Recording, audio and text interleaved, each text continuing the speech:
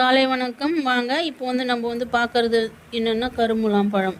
இது வந்து கருமுலாம் பழம் வந்து இங்கே பாருங்கள், இதுதான் வந்து கருமுலாம் பழம். இதனுடைய சீடு ஒரு 4 இருக்கும். இதில் போட்டாலும் செடியும் வளரும். ரொம்ப பிளாக் கலரில் மரம். அதனுடைய எண்ணெய் தான் இது. இது 30 மூலிகை போட்டு காய்ச்சின எண்ணெய். கருமுலாம் எண்ணெயும் தனியாக இருக்குது, அதுவும் நீங்கள் வந்து வாங்கிக்கலாம். இப்போ வந்து கருமுலாம் வந்து பவுடரும் இருக்குது உங்களுக்கு, அதையும் நீங்கள் வாங்கலாம். அவுரி பொடியும் இருக்குது, மருதாணி பொடியும் இருக்குது. உங்களுக்கு எது தேவையோ அது வந்து நீங்கள் வாங்கிக்கலாம்.